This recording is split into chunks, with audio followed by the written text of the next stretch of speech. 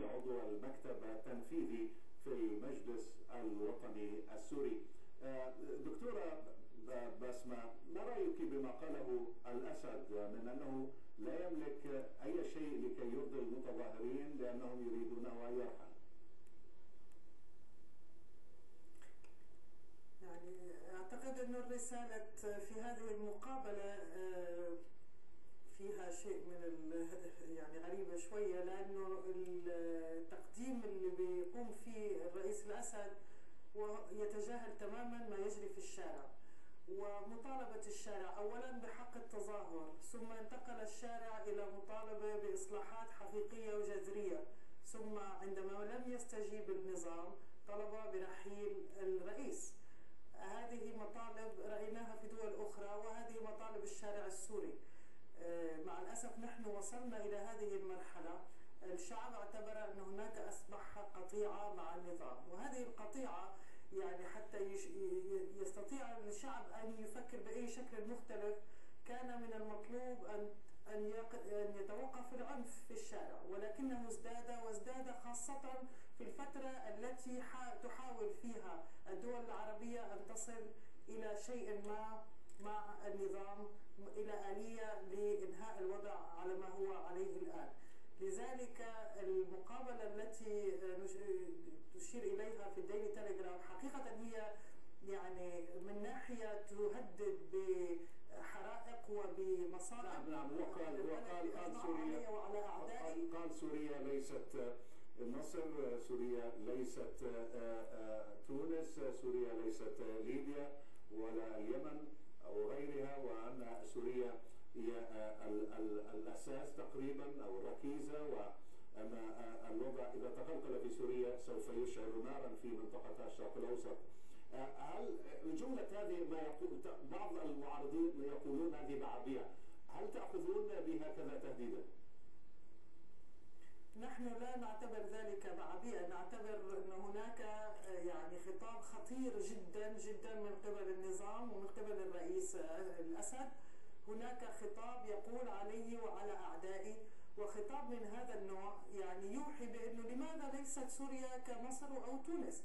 لماذا الشعب السوري لا يستحق ما حصل عليه بالنهاية الشعب التونسي والشعب المصري، ويطالب به اليوم الشعب اليمني وأصبح النظام يعترف بذلك؟ لماذا الشعب السوري سيكون في وضع مختلف عن هذه الدول؟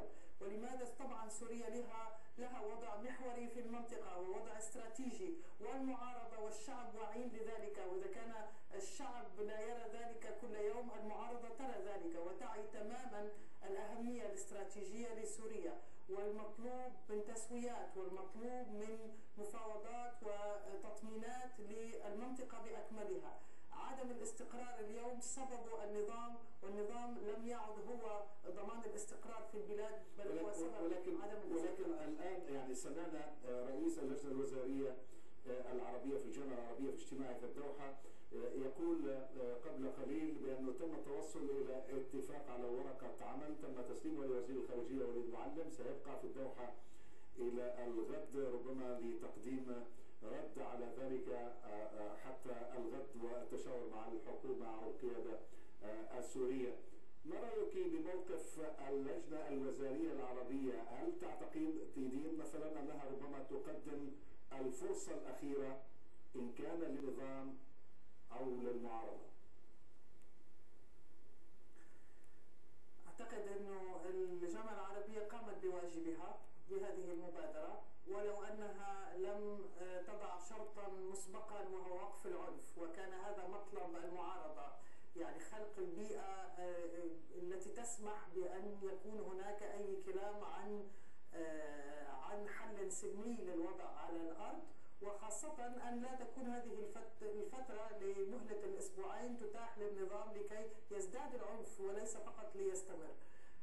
هذه المبادرة أنا أعتقد أن الجامعة العربية حقيقة تحاول، ولكنها صاغت بيان عندما صاغت المبادرة تقول فيه نطلب من الرئيس الأسد والنظام السوري أن يستجيب لمطالب شعبه، ونحن نعلم ما هي مطالب الشعب اليوم.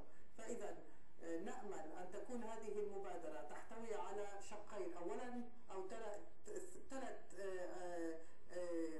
نقاط أساسية. أولهم وقف العنف. وقف العنف هذا ليس شرط أو شرط مسبق، بل هو أساس كل شيء.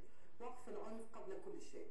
ثانيا أن يكون هناك من يراقب ذلك. ليس هناك، لم يعد هناك أي ثقة بين النظام والشعب. من يراقب وقف العنف على الأرض ومن هو المسؤول عن العنف، لأنه الخلط بين الجلاد والضحية هذا شيء غير مقبول عند الشعب ولا عند المعارضة. النقطة الثالثة هي آلية انتقال السلطة إلى نظام ديمقراطي متعددي. إذا كانت الجامعة العربية قادرة على أن تحصل على الشرطين الأولين ثم تبحث في النقطة الثالثة، فطبعا المبادرة تكون مبادرة مسؤولة، وهذا ما هو مطلوب، أن نجد حلا ضمن الإطار العربي. وجوارنا العربي هو ضماننا الأساسي والأولي بالنسبة لأمننا واستقرار سوريا وسيادتها. من باريس الدكتورة